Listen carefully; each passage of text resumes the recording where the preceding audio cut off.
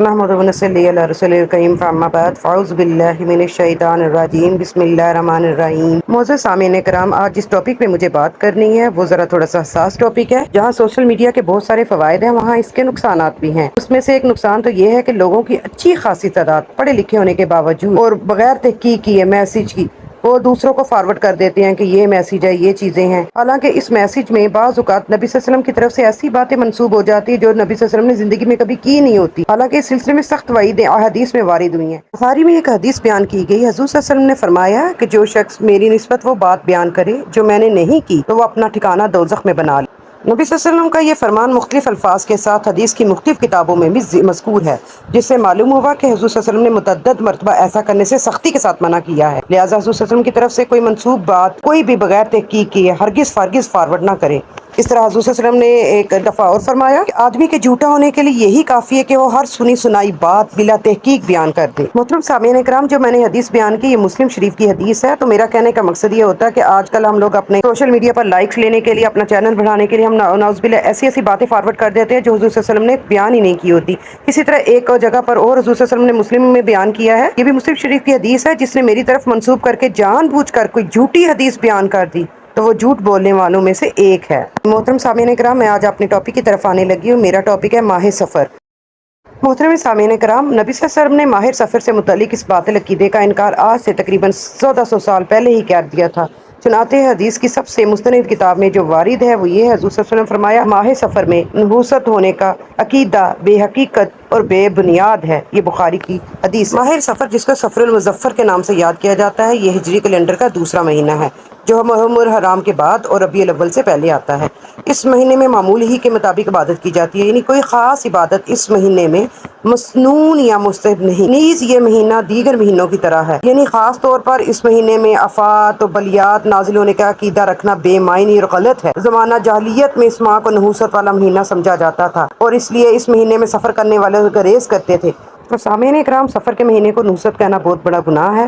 نحوست اور دراصل انسان کے عمل میں ہوتی ہے کہ وہ خالق کائنات کے حکم کی خلاف ورزی کرتا ہے اور وہ اپنے وجود اور بقا کے لیے اللہ تعالیٰ کے حکم کا محتاج ہے انسان، اور ایک دن ایسا ضرور آئے گا کہ اس کو موت کا بھی ذائقہ چکھنا ہوگا۔ اس کے بعد انسان کو اپنی زندگی کے ایک ایک لمحے کا حساب اللہ تعالیٰ کو دینا ہوگا۔ انسان کی زندگی کا جو بھی وقت اللہ تعالیٰ کی ناراضگی میں گزرا دراصل وہ منحوس ہے، نہ کہ کوئی مہینہ یا کوئی دن، لہٰذا جو انسان ماہ سفر میں اچھے کام کرے گا انشاءاللہ سبحانہ تعالیٰ وہی مہینہ اسی کے لیے اللہ تعالیٰ اس کو خیر و برکت عطا کریں گے اور اس کو کامیابی دیں گے۔ اور انسان جن مہینوں اور اوقات میں برے کام کرے گا زندگی کے وہ لمحات چاہے وہ کسی بھی مہینے میں کیے جائیں وہی منحوس ہوں گے۔ مثلاً کچھ لوگ فجر کے وقت نماز پڑھتے ہیں اور کچھ لوگ بلا عذر بستر پر پڑے رہتے ہیں اور نماز یہ جو نماز نہیں پڑھتے یہ لوگ جو ہیں یہ اس لمحے کو منحوس بنا رہے ہیں۔ تو سامعین اکرام، اس سے یہ معلوم ہوا کہ نحوست کسی وقت یا مہینے میں نہیں بلکہ یہ ہمارے عمل میں ہے۔ قدسی ہے، حدیث قدسی سے مراد وہ حدیث ہوتی ہے جو اللہ تعالیٰ نے خود سے کہی ہے۔ اللہ تعالیٰ ارشاد فرماتے ہیں کہ آدم کی اولاد زمانے کو گالی دیتی اور زمانے کو برا بھلا کہتی، حالانکہ زمانہ تو میں ہوں۔ یہ بخاری شریف میں حدیث ہے۔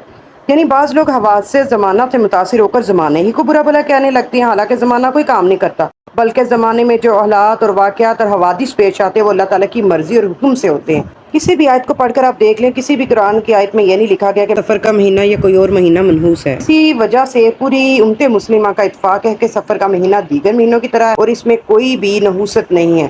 سامعین کرام، میرا مقصد کسی کی دل آزاری نہیں کرنا، بلکہ میرا مقصد تو وہ ہے کہ میں آپ کو صحیح احادیث کا علم آپ تک پہنچاؤں، آپ کے علم میں اضافہ ہو سکے، آپ بدعات سے بچ سکیں اور عقل سے سوچیں۔ پھر نبی کی متعدد کتابیں اگر ہم پڑھ لیں یا واقعات پڑھ لیں، بعض صحابیات کی شادی اور متعدد صحابیوں کا قبول اسلام بھی اسی مہینے میں ہوا بھی نہیں کرنا چاہیے، کیونکہ اس کا نام ہی صفر المظفر ہے۔ صفر المظفر کے معنی ہے کامیابی کا مہینہ، جس مہینے کے نام ہی میں خیر اور کامیابی کے معنی پوشیدہ، کیسے نحوست کا مہینہ ہو سکتا ہے؟ بلکہ اس مہینے میں حضرت فاطمہ رضی اللہ عنہ کا نکاح صفر 2 ہجری میں ہوا اور حضرت زینب رضی اللہ عنہ بنت خزیمہ کا نکاح صفر 4 ہجری میں اور حضرت صفیہ رضی اللہ عنہ کا ہمارے نبی صلی اللہ علیہ وسلم سے صفر 7 ہجری میں ہوا۔ اس کے علاوہ اور بھی بے شمار خیر کے کام اس مہینے میں، مثلاً آپ صلی اللہ علیہ وسلم کی ہجرت، غار ثور میں داخلہ وغیرہ۔ کرام، ایک حدیث ہے، حضرت ابو ہریرہ رضی اللہ عنہ سے روایت ہے کہ حضور صلی اللہ علیہ وسلم نے فرمایا لا عدوى ولا طیارہ ولا حام ولا سفر، یعنی چھوت لگ جانا، بدشگونی کرنا یا الو یا سفر کی نحوست یہ کوئی چیز نہیں ہے۔ یہ صحیح بخاری کی حدیث ہے۔ اسی طرح ایک اور حدیث ہے، صحیح مسلم کی حدیث ہے کہ سفر میں بیماری، نحوست اور بھوت پریت وغیرہ کو کوئی نزول نہیں ہوتا۔ معزز سامعین اکرام، جس طرح بعض لوگوں کا خیال ہے کہ سفر کے ابتدائی 13 روز خاص طور پر بڑے بھاری اور سخت ہوتے ہیں، اس لیے اسلام میں اس کو منحوس قرار دیا گیا. یہ بالکل غلط، ناجائز اور گناہ کی باتیں ہیں. محترم سامعین کرام، میں اپنی طرف سے ایک لفظ بھی ایڈ نہیں کروں گی. میں صرف آپ کو یہ بتاؤں گی کہ ماہ سفر کے بارے میں جو بدشگونیاں آپ لوگوں نے اپنے ذہنوں میں پال رکھی ہیں، خدا را اس کو ختم کریں. ایکچولی جو ہمارے آباء و اجداد نے ہمیں ناقص علم فراہم کیا. محترم سامعین کرام، جب ہمارے پاس ایک مستند احادیث کا علم آ چکا ہے اور ہمیں پتہ چل چکا ہے کہ ماہ سفر کا مہینہ منحوس نہیں ہے، اس کے اندر شادی بیاہ وغیرہ کی تقریبات ہم کر سکتے ہیں، کیونکہ حضرت فاطمہ رضی اللہ عنہ کا نکاح سفر 2 ہجری میں ہوا، حضرت زینب بنت خزیمہ رضی اللہ عنہ کا نکاح سفر 4 ہجری میں ہوا، اور حضرت صفیہ رضی اللہ عنہ کا نکاح نبی صلی اللہ علیہ وسلم سے 7 ہجری میں ہوا. اس کے علاوہ اور بہت سارے کار خیر کے کام اس مہینے میں ہوئے، مثلا آپ صلی اللہ علیہ وسلم کی ہجرت مدینہ، غار سور میں آپ صلی اللہ علیہ وسلم کا قیام وغیرہ. سامعین کرام، کبھی کسی نے ایسا کہا ہے کہ آنے والا جیسے اب مہینہ آ رہا ہے ستمبر کا مہینہ، یہ منحوس ہے اور اس کی 13، 14 اور 15 تاریخیں بڑی بہاری ہیں؟ کیا آپ نے کبھی سنا ہے کہ جنوری تا دسمبر سے کوئی بھی انگریزی مہینہ منحوس ہے؟ نہیں نا.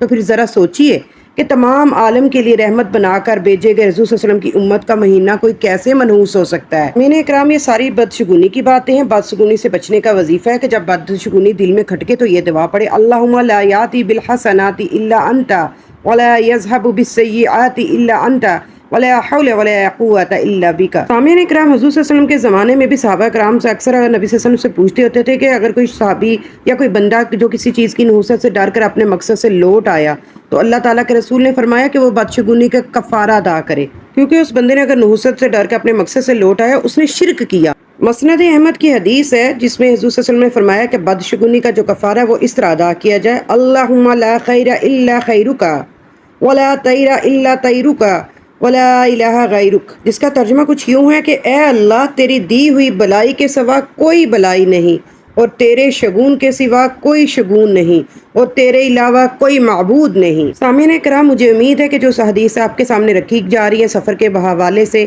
جس میں ہم لوگ اکثر شرک کا ارتکاب کرتے ہیں اور سمجھتے ہیں کہ سفر کا مہینہ منحوس ہے، نعوذ باللہ یہ بدشگونی ہے.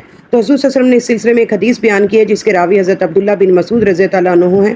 آپ صلی اللہ علیہ وسلم نے فرمایا بدشگونی شرک ہے، بدشگونی شرک ہے. آپ صلی اللہ علیہ وسلم نے 3 مرتبہ فرمایا بدشگونی شرک ہے.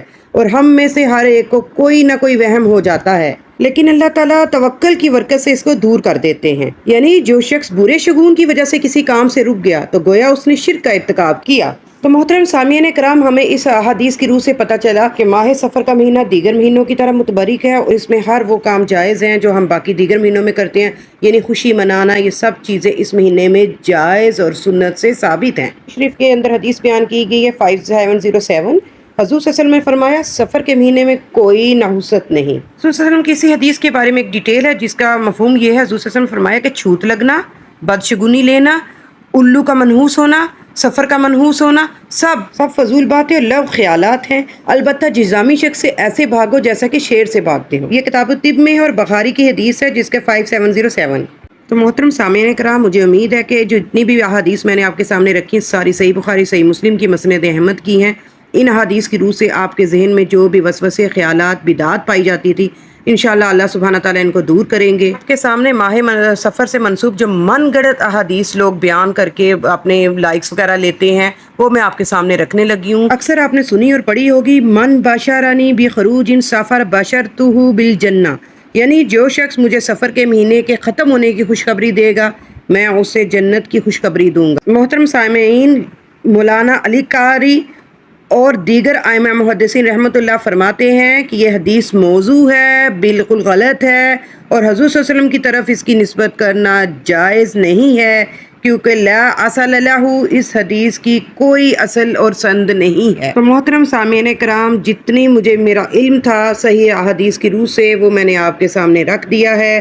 یہ زمانہ جاہلیت کا جو عقیدہ غلط تھا وہ بھی میں نے آپ کو ڈیٹیل سے بتا دیا ہے. مجھے امید ہے کہ آج کے بعد جو سفر کے مہینے کے بارے میں جو وہم و گمان یا نحوست والی ذہن میں چیزیں پائی جاتی تھی، انشاءاللہ اللہ تعالیٰ سبحانہ اس کو دور کریں گے. اور مجھے اللہ سبحانہ تعالیٰ سے امید ہے کہ کسی ایک کا تو عقیدہ میں صحیح کرنے میں کامیاب ہوگی ہوں گی، کیونکہ میں نے یہ اپنی طرف سے ایک بات بھی نہیں کی. یہ میں نے صرف وہی مستند احادیث آپ کے سامنے رکھی ہیں سفر کے حوالے سے. انشاءاللہ اب کوئی بھی سفر کے مہینے کو منحوس نہیں کہے گا، اور اس کے بارے میں جتنی بھی بدعات اور خرافات آپ کے ذہن میں پائی جاتی تھی انشاءاللہ اللہ تعالیٰ آپ کے ذہنوں سے اس کو دور کرے گا. مجھے بھی اپنی دعاؤں میں یاد رکھیے گا. اللہ تعالیٰ ہمیں صحیح علم کو سمجھنے کی، اس پر عمل کرنے کی، سننے کی توفیق عطا فرمائے. آمین ثم آمین یا رب العالمین.